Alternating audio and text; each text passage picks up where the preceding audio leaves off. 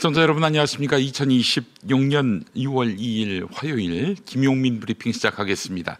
자, 6.3 선거 하루 전입니다. 오늘이 공식 선거운동 마감일인데요.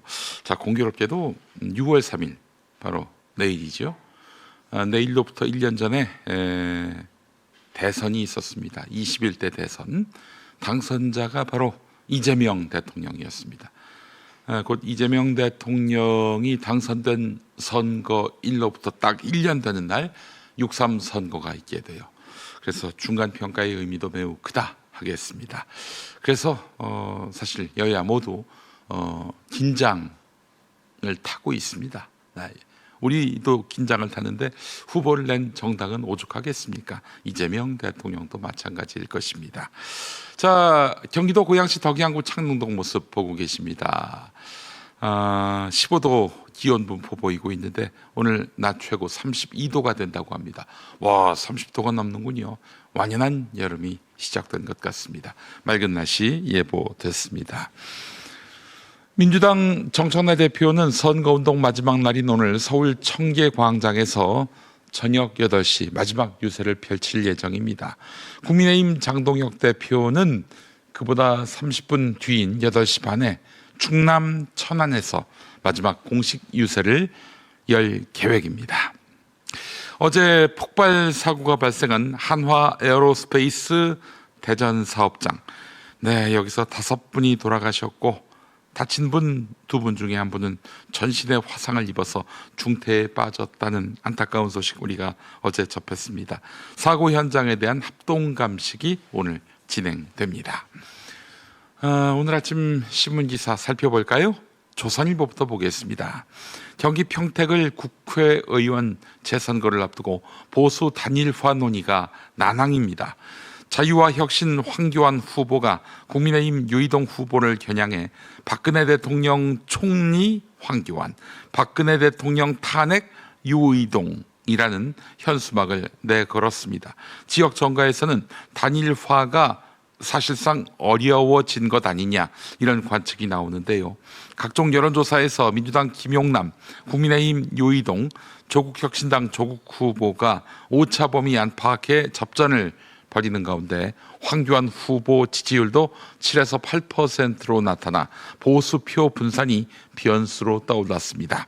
유의동 후보는 흩어진 보수 목소리를 하나로 합쳐야 한다라며 마지막까지 단일화 노력을 기울이겠다 이렇게 강조했습니다. 다음 소식입니다.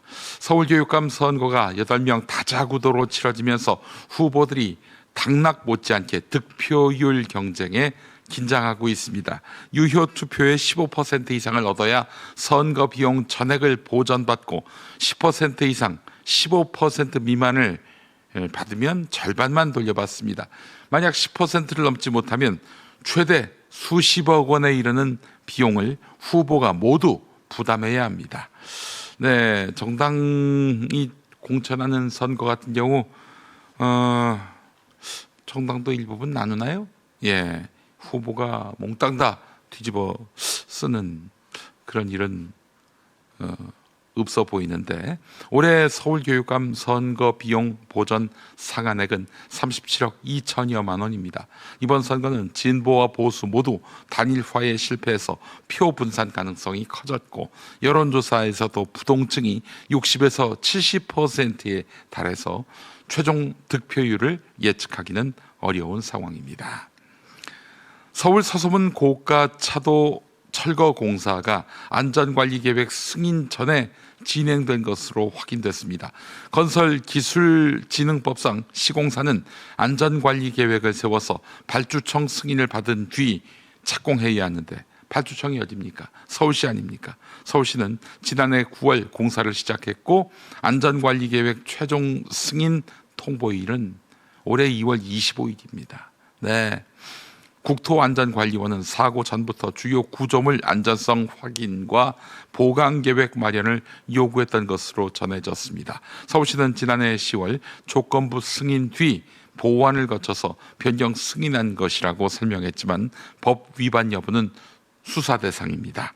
고용노동부와 경찰은 시공사 관계자들을 중대재해처벌법과 업무상 과실치사 혐의로 수사하고 있습니다. 오세훈, 이 수사에서 비껴갈 수 있을까요? 위법사항인데요. 다음 소식입니다. 김민석 국무총리가 6.3 지방선거 직후 사의를 표명하고 오는 8월이죠. 더불어민주당 전당대회 당대표 출마에 나설 것으로 알려졌습니다. 여권 관계자는 김민석 총리가 이재명 정부 성공을 위한 역할을 고민해왔고 당대표 도전 쪽으로 결심을 굳혔다고 전했습니다. 다만 사표가 곧바로 수리되기보다는 후임 총리 인사청문회가 끝날 때까지 직을 유지할 가능성이 큽니다. 김 총리 사퇴가 현실화되면 이재명 정부 2기 내각 개편도 본격화할 전망입니다. 후임으로는 강훈식 대통령 비서실장이 유력하게 거론되고 홍준표 전 대구시장 발탁설도 나오고 있습니다. 오늘 아침 신문 기사 살펴봤습니다. 계속해서 아침 TV 뉴스는 어떤 이슈에 주목하고 있는지 지금부터 보시겠습니다.